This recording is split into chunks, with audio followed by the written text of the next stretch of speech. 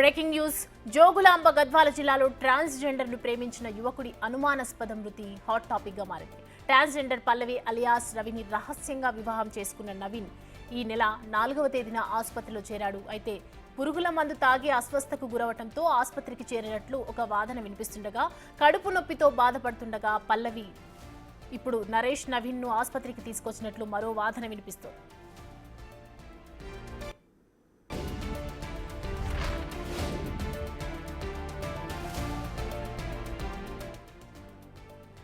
మొదట గద్వాల ఆసుపత్రిలో చికిత్స పొందుతుండగానే నవీన్ పరిస్థితి విషమించడంతో కర్నూలుకు తరలించారు. అక్కడ ఆరోగ్యం మరింత క్షీణించడంతో చేసేదేమీ లేక తిరిగి గద్వాల ప్రభుత్వ ఆసుపత్రికి తరలించారు. మెరుగైన వైద్యం అందించినా అనారోగ్యం మెరుగుపడకపోవడంతో ఈ నెల 6వ తేదీన నవీన్ మృతి చెందాడు. అయితే నవీన్ది ఆత్మహత్య, హత్య లేదా సహజ మరణమా అనే ప్రశ్నలు తలెత్తుతున్నాయి.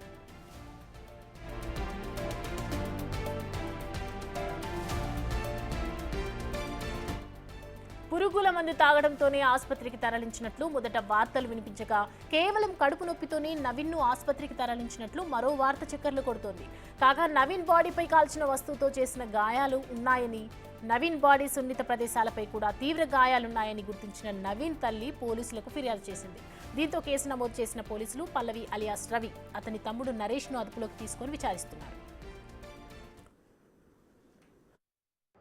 నవీన్ అనే వ్యక్తి, చింతలపేటకు చెందిన నవీన్ అనే వ్యక్తి కడుపు నొప్పి లేసి అనంత హాస్పిటల్లో చూయించుకొని ఇంటికి వెళ్ళగా మళ్ళా తిరిగి నరేష్ అనే వ్యక్తి తీసుకొని వెళ్ళడం జరిగింది.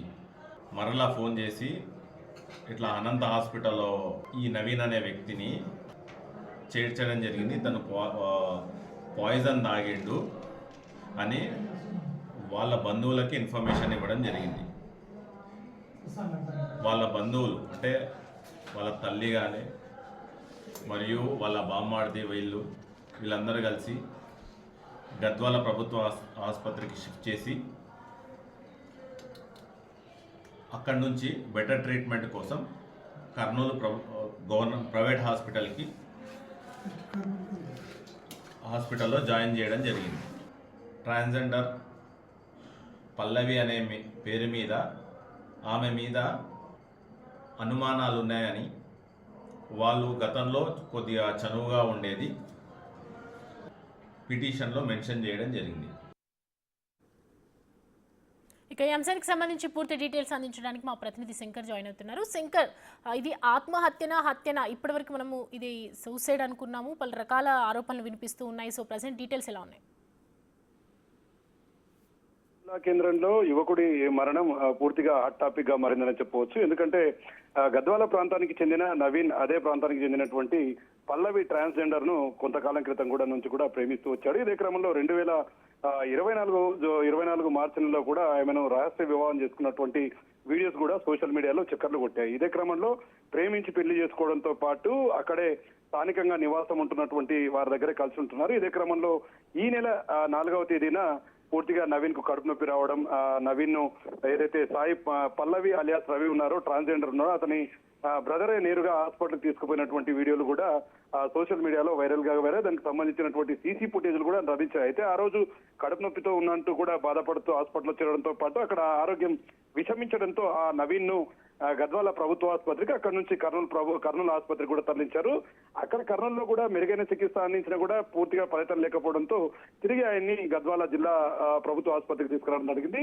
అక్కడ ట్రీట్మెంట్ తీసుకుంటూ పూర్తిగా కోలుకోలేనటువంటి నవీన్ 6వ తేదీన మరణించడం జరిగింది. ఇదే క్రమంలో పోలీసులు దీనిపై దర్యాప్తు ప్రారంభించారు. ముఖ్యంగా లోకల్ గా అయితే ట్రాన్స్జెండర్ ప్రేమ వ్యవహారమే యువకుడికి కారణం అని చెప్పి టాక్ నడుస్తున్న నేపథ్యంలో పోలీసులు ఈ విషయాన్ని చాలా సీరియస్ గా తీసుకున్నారు. ముఖ్యంగా నవీన్ ఆ డెడ్ బాడీని పోస్ట్ మార్టం నిమిత్తం కూడా పూర్తి స్థాయిలో ఎంక్వైరీకి పంపారు. అయితే అక్కడ ప్రధానంగా నవీన్ తల్లి మాత్రం పూర్తిగా తన కొడుకు సునీత భాగాల పైన వాతలు ఉన్నాయి, అంటే గాయాలు ఉన్నాయి, కాబట్టి నా కొడుకు పురుగుల మంది సేవించి చావలేదు, ఖచ్చితంగా అతని ఇబ్బందులు పెట్టి అతన్ని చంపేసి ఉంటారని చెప్పి కూడా స్థానిక పోలీస్ స్టేషన్ లో ఫిర్యాదు చేసినటువంటి పరిస్థితి కనిపిస్తుంది. దీన్ని ఎస్ఐ కేసు నమోదు చేశారు. మొత్తంగా ఈ వ్యవహారాన్ని అంతా కూడా పూర్తి స్థాయిలో విచారణ చేపట్టాడు.